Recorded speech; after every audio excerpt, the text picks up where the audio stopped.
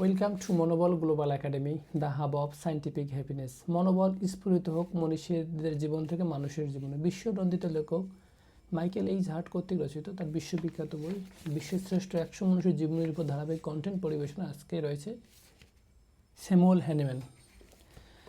Doctor Samuel Hahnemann 10 April 1755 সালে জার্মানির মেইসেন শহরে জন্মগ্রহণ করেন। তিনি ছিলেন একজন একাধারে চিকিৎসক, রসায়নবিদ, ভাষাবিদ ও দার্শনিক এবং আধুনিক হোমিওপ্যাথি চিকিৎসা পদ্ধতির প্রবর্তক। শৈশব থেকেই হ্যানিম্যান ছিলেন অত্যন্ত মেধাবী। দারিদ্র্যের মধ্যেই তিনি অধ্যবসায়ের সঙ্গে পড়াশোনা করেন এবং লাইপজিগ ও ভিয়েনা বিশ্ববিদ্যালয় থেকে চিকিৎসাবিদ্যায় শিক্ষা লাভ করেন। তিনি বহু ভাষায় দক্ষ ছিলেন এবং চিকিৎসা গ্রন্থ অনুবাদ করে জীবিকা নির্বাহ করতেন। তৎকালীন চিকিৎসা পদ্ধতির অকার্যকারিতা ও রোগীর কষ্ট তাকে গভীরভাবে ভাবিয়ে তোলে।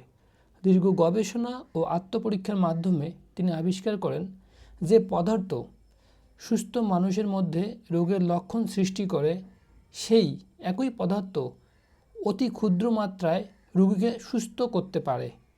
এই নীতিতেই পরিচিত হয় তিনি লাইক কিউরস লাইক, সদৃশ দ্বারা সদৃশের চিকিৎসা পদ্ধতি প্রবর্তন করেন। এই ভাবনার উপর ভিত্তি করে তিনি গড়ে তোলেন হোমিওপ্যাথি চিকিৎসা বিজ্ঞান। তার অমর গ্রন্থ অর্গানন অফ মেডিসিন আজও হোমিওপ্যাথির মূল ভিত্তি হিসেবে স্বীকৃত। হ্যানিম্যান চিকিৎসায় জোর দেন রোগীর শরীর, মন ও আত্মার সামগ্রিক চিকিৎসায়, অল্প মাত্রায় এবং নিরাপদ ঔষধ ব্যবহারে, রোগ নয় রোগীকে চিকিৎসা করার দর্শনে। 2 জুলাই 1843 সালে ফ্রান্সের প্যারিসে মৃত্যুবরণ করেন। কেন হ্যানিম্যান স্মরণীয়?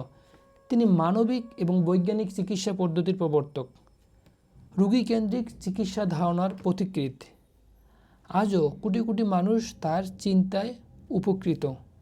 হ্যানিম্যান আরও বলেন, চিকিৎসকের সর্বস্ব আদর্শ হল রোগীকে নিরাপদ, কোমল এবং স্থায়ীভাবে সুস্থ করা।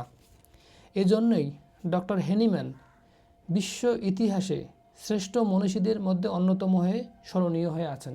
সবাইকে অনেক ধন্যবাদ।